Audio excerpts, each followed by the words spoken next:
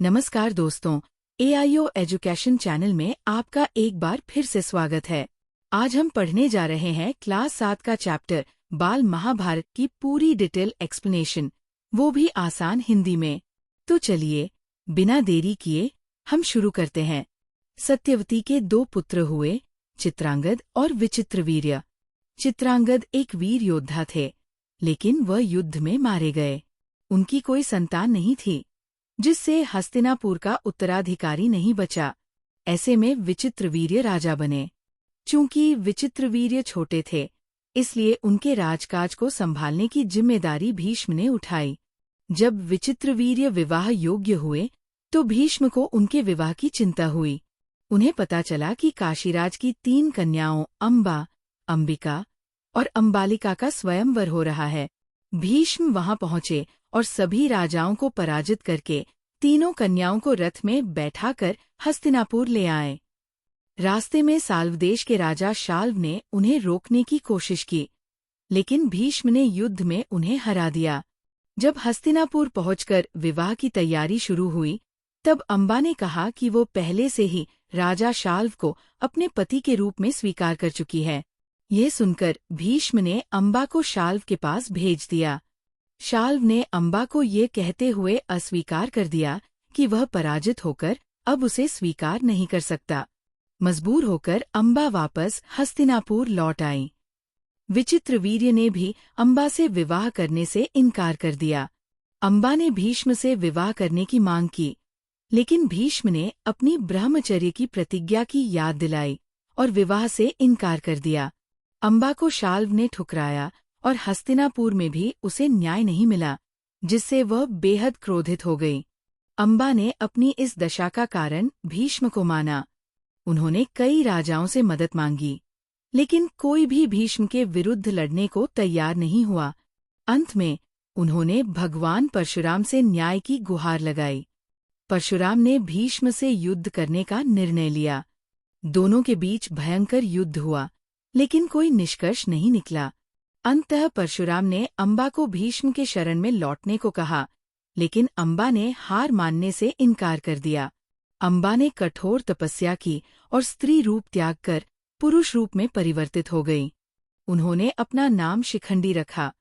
शिखंडी ने अपने जीवन का उद्देश्य भीष्म का विनाश बना लिया। जब महाभारत का युद्ध हुआ, शिखंडी ने अर्जुन के रथ पर सवार होकर भीष्म का सामना किया। भीष्म को ये ज्ञात था कि शिखंडी अंबा का ही पुनर्जन्म है, और इसलिए उन्होंने शिखंडी पर बाण चलाने को अपने धर्म के विरुद्ध समझा। अर्जुन ने शिखंडी के पीछे से हमला किया और भीष्म को बाणों की शैया पर गिरा दिया। इस प्रकार अंबा की प्रतिशोध की कहानी पूरी हुई और उनका क्रोध शांत हुआ। यह कथा न्याय, प्रतिज्ञा और बदले की भावना का अद्भुत चित्रण करती है। यह महाभारत के घटनाक्रम को गहराई से समझाने के साथ मानवीय भावनाओं और कर्तव्यों को भी दर्शाती है। अब हम देखते हैं कुछ महत्वपूर्ण प्रश्न उत्तर। 1. प्रश्न: भीष्म काशी के राजकन्याओं को स्वयंवर से हस्तिनापुर क्यों लाए थे?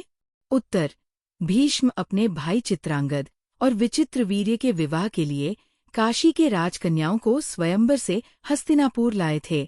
2. प्रश्न: अंबा ने राजा शाल्व से विवाह क्यों नहीं किया? उत्तर: राजा शाल्व ने अंबा को अस्वीकार कर दिया, क्योंकि वह भीष्म के हाथों युद्ध में हारकर खुद को अपमानित महसूस कर रहे थे। 3.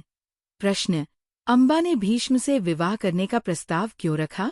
उत्तर: अंबा ने भीष्म से विवाह करने का प्रस्ताव इसलिए रखा क्योंकि भीष्म ने स्वयंवर से उसे हरा कर लाया था और उसने भीष्म को अपने कष्टों का उत्तरदायी ठहराया। 4. प्रश्न: अंबा ने भीष्म के खिलाफ बदला लेने के लिए क्या उपाय किया?